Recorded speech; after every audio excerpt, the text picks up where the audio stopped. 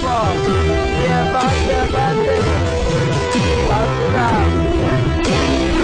Pag-ina, natabunan ng tone-toneladang buhangin sa Quezon City.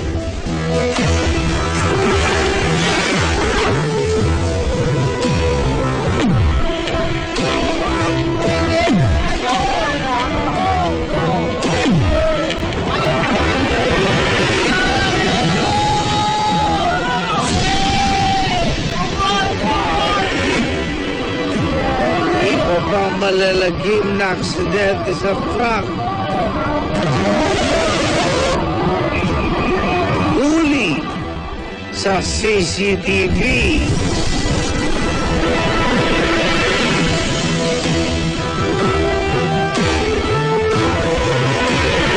Magandang hapon mga igan. Ako naman Arnold Clavio. Hindi ka biktima. Maging alisto.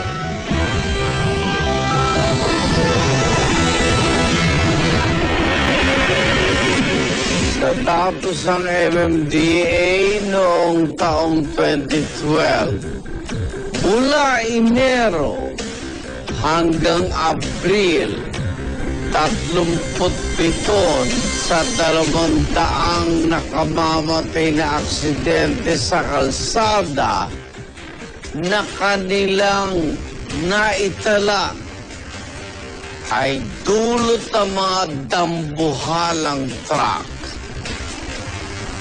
Pangalawa mga ito sa may pinakamaraming naitalang fatal accident sa Metro Manila. Tulad na lamang na aksidenteng ito na inyong matutunghayan, isang ginang nahagip na isang rumaragasang truck. Ang malagim na trahedya, kuwang-kuwa sa CCTV.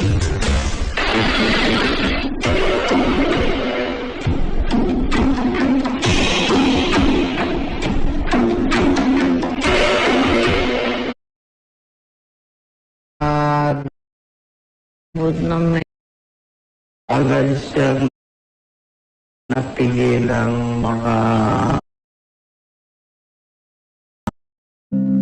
sinagot ng kumpanya ng driver ang lahat ng gastusin sa libing ng biktima. Nakipagkasundo ang pamilya at hindi na sampang kaso laban sa driver.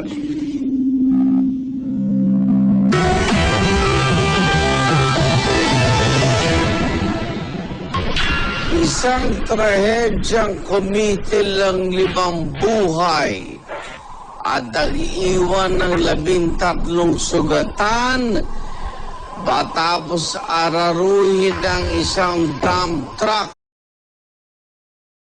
Sarap yung mga nasaktan, yung mga namatay, yung po mga pamilya, kung ano po yung dapat matanggap na ibigay po nila. Dahil sa nangyari aksidente, nagpatupad ang mga bagong panuntunan ng munisipyo ng Taytay, Rizal. Ito na po yung signages na una rito sa taas. Kaya dito nag-umisa para pababa na po siya. Kaya meron na po rito. Pababa. Yan po, pababa po yan. Ako na lang sa gamit. Isa rin dito sa nakita ng munisipyo na naging dahilan ng mabagal na responde ng kanilang rescue team. Kaya naman, bumili na rin sila ng mga makabagong kagamitan. Pagtanggal sa mga naipit na biktima sa loob ng sasakyan. Ito po yung bagong bilhin namin na hydraulic. Para pag may mga naipit na tao sa sasakyan, madali namin mailabas. Ito po, pag naipit po, ito magbubuka. Ito magkakat pag naipit din ng mga yero. Natuto na maging handa. Sunod. Pero mahirap magsagdas mga aksidente. Hindi namin masabi. Pero nakahanda na kami sa mga ganun. Narito ang ilang tips kung paano magiging alisto kung kayo ay makasaksi ng ganitong trahedya. Safety procedure natin, una sa lahat, tumawag ka sa emergency hotline, medyo ng 117. Kasi ang 117, nandiyan po lahat lahat ng emergency. Tingnan mo muna kung anong dapat mong gawin kung makakatulong ka. Kausapin mo ang pasyente kung saan nakatira at ilista mo at tumawag ka sa kanyang kamag-anak. Tigaan mo lang sa kanyang kamag-anak. Tigaan mo lang siya po. Sila mo gagawa.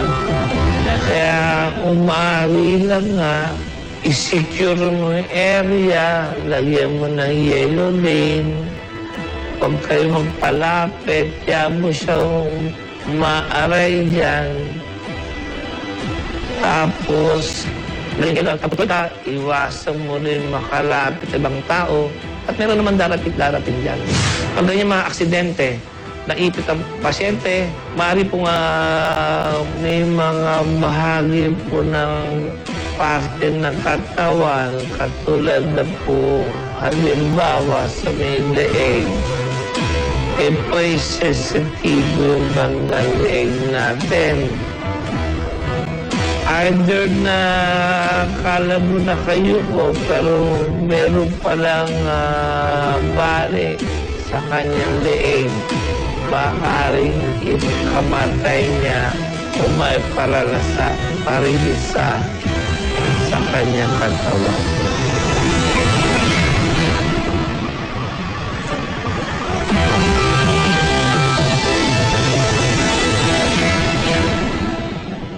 Susunod sa listo, ang kargambuhang nito.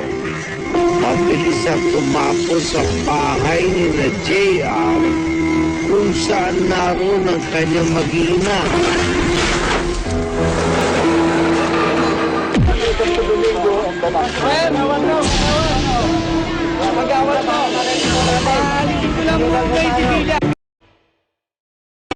Sabi mo,